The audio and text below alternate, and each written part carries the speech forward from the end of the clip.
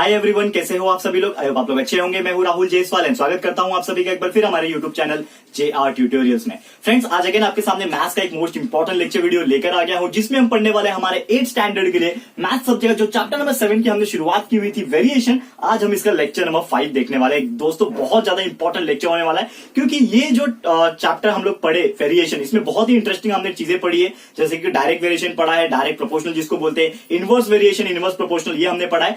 आज का जो टॉपिक है, यानी कि जो लेक्चर नंबर 5 है दोस्तों, एक बहुत ही बेहतरीन टॉपिक है। और ये एक ऐसा टॉपिक है ना कि आपको अगर आज ये चीज समझ में आ जाती है, जो बेसिक चीजें हैं आज आपको अगर समझ में आ गए ना, तो आप चाहे इंजीनियरिंग करने क्यों ना चले जाओ दोस्तों, आगे आप ग्रेजुएशन करने चले जाओ, ये चीज आपको वहां तक काम आने वाली दोस्तों। इसके लिए ये टॉपिक बहुत ज्यादा इंपॉर्टेंट होने वाला है, जिसका नाम है दोस्तों स्पीड, टाइम एंड वर्क। ठीक है, टाइम, स्पीड एंड वर्क, ये एक ऐसा टॉपिक है, ये तीनों के तीनों आपस में हमेशा डिपेंडेंट होते हैं। आपने सुना होगा कि बहुत सारे जो ग्रेजुएशन कोर्सेज होते हैं या फिर इंजीनियरिंग होते हैं, उसमें एक एंट्रेंस एग्जाम होता है, जैसे कि JEE होता है, ऐसे बहुत सारे एंट्रेंस एग्जाम होते हैं, CET वगैरह होते हैं। तो उसमें जो कुछ क्वेश्चन पूछते हैं, जिसमें एप्टीट्यूड सेक्शन होता है, यानी कि एक जीके सेक्शन होता है, एप्टीट्यूड होता है। ठीक है, तो वो एप्टीट्यूड में कैलकुलेशन पूछता है कि अगर एक इंसान 4 दिन में ये काम कर सकता है, तो बताओ 3 आदमी लोग मिलकर कितने काम करेंगे। तो ऐसे टाइप के कुछ क्वेश्चन जिसमें दिमाग लगेगा आपका, ये वाला टॉपिक उसी के ऊपर बेस है। इसके लिए बहुत ज्यादा इंपॉर्टेंट होने वाला है, तो वीडियो को बिल्कुल स्किप मत कीजिएगा, क्योंकि आपके सिलेबस पॉइंट ऑफ व्यू तो बहुत ज्यादा इंपॉर्टेंट तो है ही, लेकिन पूरे जिंदगी के लिए या फिर आपका जो जितना भी स्टडी आपका रहेगा,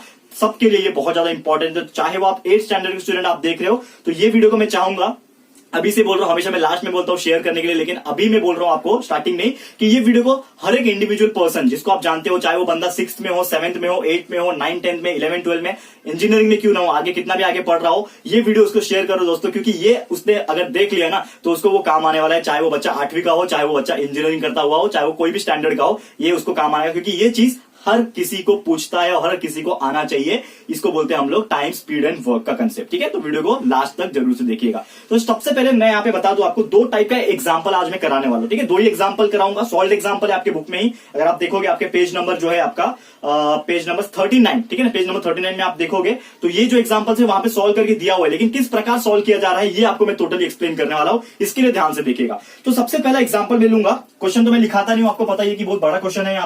यहाँ पे लिखूंगा तो पूरा बोर्ड हमारा क्वेश्चन से ही भर जाएगा।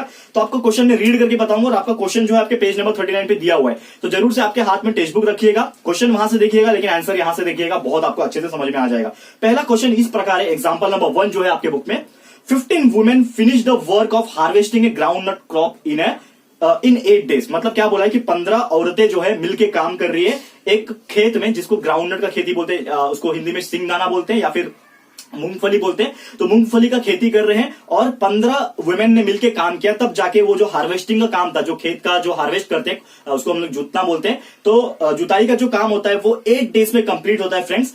अब यहां पे पूछा है find the number of women if the same job is completed in 6 days। मतलब 8 दिन लग गए 15 वुमेन को काम करने के लिए, तो आपको मुझे बताना है कि 6 दिन अगर मुझे कंप्लीट करना है, मतलब 8 दिन के बदले अगर मुझे वही काम 6 दिन में कंप्लीट करना होता, तो कितने वुमेन की जरूरत पड़ती, ये हमें कैलकुलेट करके निकालना है दोस्तों। तो बहुत ही इंपॉर्टेंट क्वेश्चन, आप देख सकते हो कितना दिमाग वाला क्वेश्चन है, दिमाग यहाँ पे लगाना पड़ रहा है, तो आप सोच सकते हो कितना इंपॉर्टेंट क्वेश्चन रहेगा ये। अब इसको कैसे सॉल्व करना है, सबसे पहली बात, यहाँ पे कुछ गिवन यहाँ पे दिया हुआ है, उसको हम लोग कंसिडर करेंगे, कंसिडरेशन भी होगा, तो आपको ध्यान से देखना है। सबसे पहले मैंने डाल दिया क्वेश्चन नंबर 1 का हेडिंग, इसको हम लोग सॉल्व करते हैं। ओके, तो सबसे पहला स्टेप हमारे लिए क्या रहेगा दोस्तों, अगर मैं बात करूं यहाँ पे, तो सबसे पहला जो स्टेप रहने वाला है उसको हम लोग को कंसिडरेशन में लेना है। ओके, तो क्या कंसिडरेशन लेंगे, सबसे पहले अगर मैं बात बताऊं आपको, हम लोग लेंगे लेट, क्या मानता हूं मैं, लेट की जो नंबर ऑफ विमेन्स है उसको मैं मानता हूं n। ठीक है ना, हम लोग पूरा नंबर ऑफ विमेन्स तो बार बार लिखेंगे नहीं, तो मैंने मान लिया कि let the number of women's, जितने भी विमेन्स लगेंगे या फिर दिए हुए हैं उसको मैंने मान लिया n। ठीक है, number of women is equal to n, ऐसा मैंने मान लिया।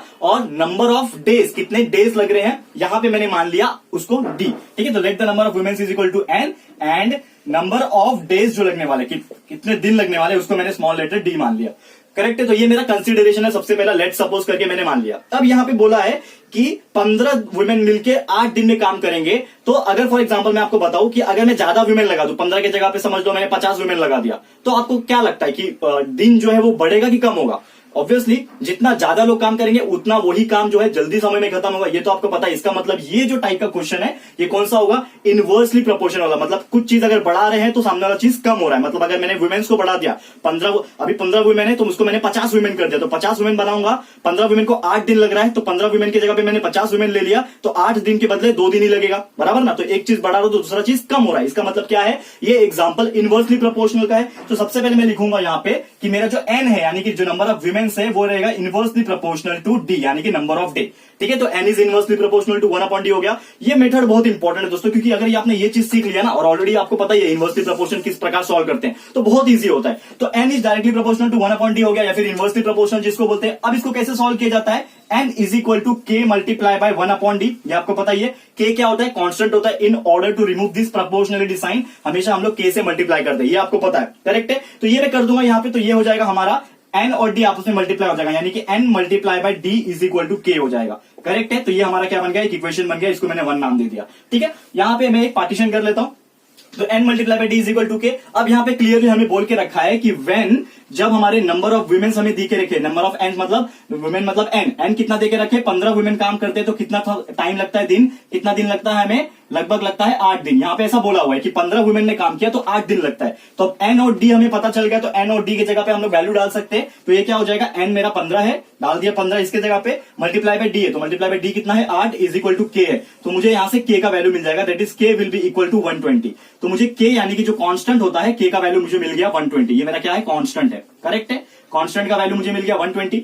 अब मुझे क्या करना है, एक कंडीशन यहां पे पूछा है कि जब मैं क्या करूंगा, मुझे यही काम, सेम काम को जो 8 दिन मुझे लग रहे थे उसको अगर मुझे 6 दिन में कंप्लीट कराना है। आपके क्वेश्चन के हिसाब से आप देखोगे यही बोला है यहां पे कि अगर if the same job is to be completed within 6 day, तो अगर आपको यही काम जो है 6 डेज में कंप्लीट करवाना है, ठीक है ना, D is equal to 6 days में कंप्लीट कराना है, तो मुझे बताओ कितने नंबर ऑफ वुमेन लगेंगे, यानी कि N is equal to question mark.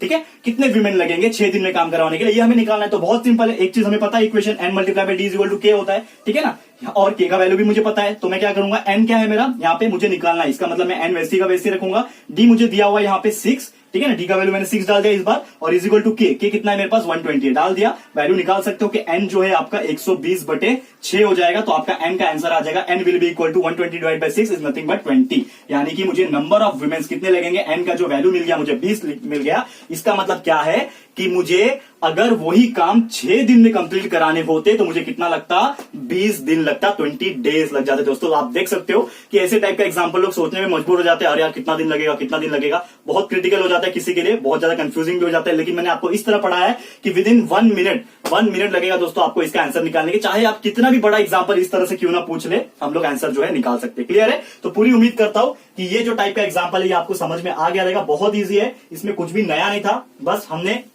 ये जो आपका जो मेथड था वो हमने सेम चीज देखा। एंड मेथड जो है हमारा आप देखोगे तो सेम चीज के हिसाब से कि एन जो है इनवर्सली प्रोपोर्शनल था डी से, के डाल दिया उसकी जगह पे, सेम जो हमने पहले किया है लेक्चर नंबर 3, 4 जो हमने देखा था इनवर्सली प्रोपोर्शनल पे एग्जांपल सॉल्व किया था, तो सेम चीज यहां पे भी कर रहे हैं आप देखोगे। उसके बाद भी हमने एन और डी का वैल्यू डाल दिया, के का वैल्यू निकाल दिया, उसके बाद जो हमें रिक्वायरमेंट था कि डी हमें दिया हुआ है एन निकालना है तो हमने निकाल लिया सेम कैलकुलेशन करके, कुछ भी नया नहीं है। तो पूरी उम्मीद करता हूं कि आपको जो हमारा फर्स्ट एग्जाम्पल नंबर 1 ये अच्छे से समझ में आ गया होगा। ठीक है फ्रेंड्स, अब हम चलते हैं नेक्स्ट एग्जाम्पल की तरफ, एक और एग्जाम्पल आपको कराऊंगा, फिर आज का लेक्चर को यहाँ पे स्टॉप करेंगे। तो ये तो हो गया, ये जो टॉपिक है आपने देखा इसमें क्या दिया था, नंबर ऑफ वुमेन्स दिया था और डेज दिया था। इसका मतलब क्या है, ये जो दिया है वर्क के ऊपर एग्जांपल है, कितना समय लग रहा है काम करने के लिए, तो ये वर्क के ऊपर एग्जांपल है, नंबर ऑफ डेज के ऊपर एग्जांपल है। ऐसे टाइप के एग्जांपल्स एग्जाम में जरूर पूछेंगे। अब अगला जो एग्जांपल है आप देखोगे एग्जांपल नंबर 2, तो इसमें स्पीड के ऊपर है, टाइम के ऊपर है, तो बहुत ही मजेदार क्वेश्चन है। देखोगे आप एग्जांपल नंबर 2 बहुत ही अच्छा क्वेश्चन है, तो आप देखो ध्यान से, इसको मैं कराने जा रहा हूं। सबसे पहले मैं इसको रफ कर लूं आपके लिए, फिर हम लोग एग्जांपल नंबर 2 का भी क्वेश्चन यहाँ पे आपको बताते हैं कि क्या तरीके से सॉल्व करना है।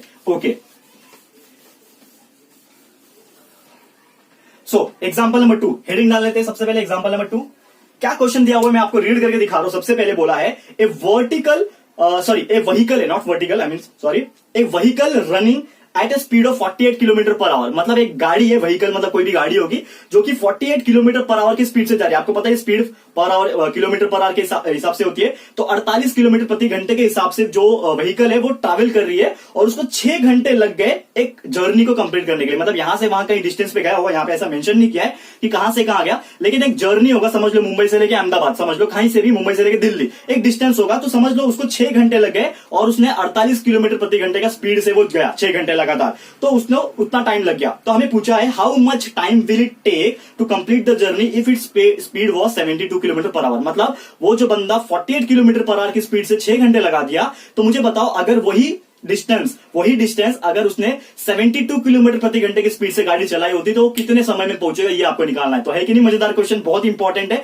ऐसे टाइप के क्वेश्चन रियल लाइफ एग्जांपल के बेस पे भी होते हैं। आपको कैलकुलेशन करना होता है कि आपको यहां से वहां जाना है, फ्यूचर में बड़े हो जाओगे, गाड़ी चलाओगे, तो आप यही सोचोगे कि यार अगर मैं ज्यादा स्पीड से चलाऊंगा तो कितने कम समय में पहुंचूंगा, तो आप सोचोगे ना। तो वही चीज के ऊपर एग्जाम्पल है, और ये हमेशा ऐसे टाइप के एग्जाम्पल्स आपके पूछते हैं, चाहे आपके सिलेबस में पूछेगा, आपको इस बार पूछेगा एग्जाम में, 9th के हो, 10th के हो, 11th के हो, 12th के हो, इंजीनियरिंग में जब भी आप एडमिशन लेने जाओगे, वो जो क्राइटेरिया एग्जाम्स का होता है, ये सभी चीज जो होता है ये ऐसे टाइप के एग्जांपल जरूर से पूछते हैं। तो ध्यान से देखना ये वाला टाइप का खास तौर पे। ओके, सबसे पहले इसको सॉल्व करने के पहले हम लोग कंसीडरेशन करेंगे। क्या कंसीडरेशन करेंगे हम लोग यहाँ पे कि हमने मान लिया let the speed of the vehicle, हम मान लेते हैं कि let the speed of the vehicle be S.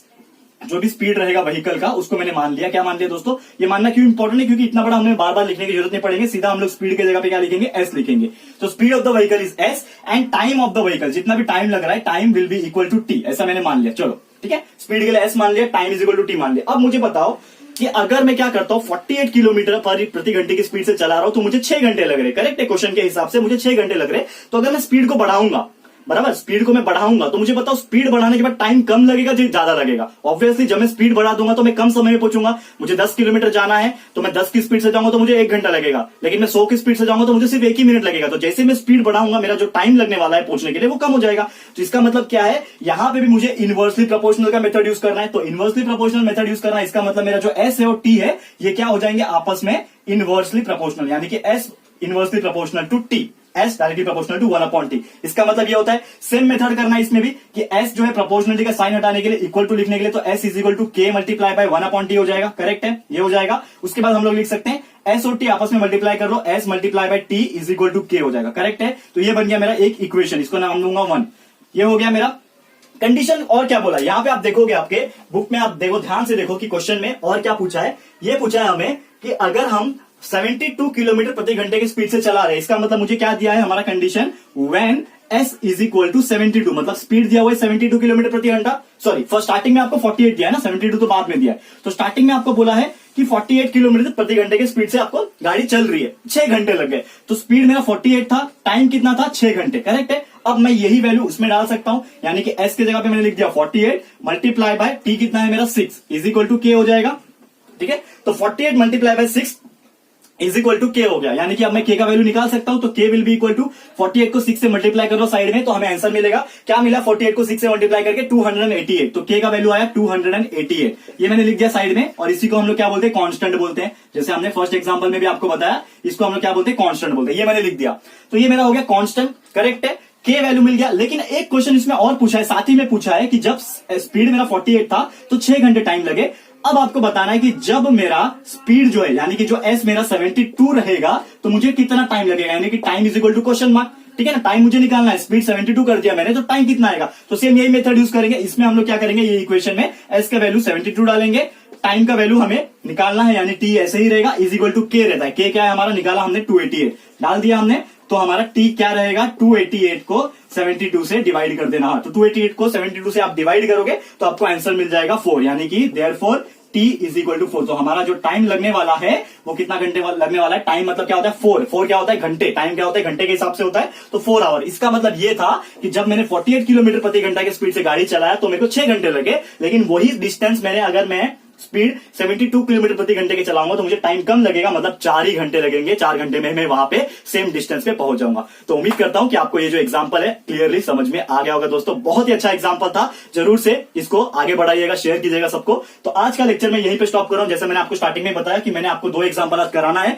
तो आपको 2 एग्जांपल मैंने आज करा दिया। कल का जो हमारा लेक्चर आएगा यानी कि जो लेक्चर नंबर 6 आएगा उसमें हम लोग देखेंगे सीधा सीधा हमारा जो प्रैक्टिस सेट 7.3 है, जो कि इस पर्टिकुलर चैप्टर का आखिरी प्रैक्टिस सेट हो सकता है। एंड ये चैप्टर का हम लोग का कंप्लीशन जो है वो कल के दिन ही हो जाएगा, यानी कि जो लेक्चर नंबर 6 जब आपके लिए लेकर आऊंगा, ये प्रैक्टिस सेट करा दूंगा तो हमारा चैप्टर भी कंप्लीट हो जाएगा। तो बस आपका एक और एक लेक्चर का इंतजार करना है, इसी के बेस पे आगे हम प्रैक्टिस सेट सॉल्व करेंगे, चैप्टर को कंप्लीट करेंगे। ठीक है फ्रेंड्स, तो आज का लेक्चर यहीं पे मैं स्टॉप कर रहा हूं। कैसा लगा है हमारा आज का लेक्चर वीडियो दोस्तों, प्लीज हमें कमेंट करके बताना है, अपनी राय अपनी सजेशन जरूर से देना है। अगर ये वीडियो आपको अच्छा लगा है फ्रेंड्स तो प्लीज वीडियो को लाइक कीजिएगा, शेयर कीजिएगा। जैसे मैंने आपको स्टार्टिंग में ही बोला कि फटाफट से ये वीडियो को हर एक इंडिविजुअल पर्सन तक शेयर करो, हर एक बच्चे को शेयर करो, सो दैट ऐसे जनरल नॉलेज वाले, एप्टीट्यूड वाले, दिमाग लगाने वाले क्वेश्चन जो है उनको आए, उनका ट्रिक क्या होता है, कैसे सॉल्व करते हैं, ये जरूर से वो लोग कर पाए। ठीक है फ्रेंड्स, तो उम्मीद करता हूं कि वीडियो को आप लाइक करोगे, शेयर करोगे। एंड अगर आपने अभी तक चैनल को सब्सक्राइब नहीं किया है तो फटाफट से चैनल को सब्सक्राइब कर लो, साथ में बेल आइकन को प्रेस कर लेना, ताकि जब भी हम लोग वीडियो लेकर आएंगे आप लोग को नोटिफिकेशन मिलती रहेगी। ठीक है फ्रेंड्स, तो मिलते हैं हमारे अगले वीडियो में। ये वीडियो देखने के लिए thank you and good bye.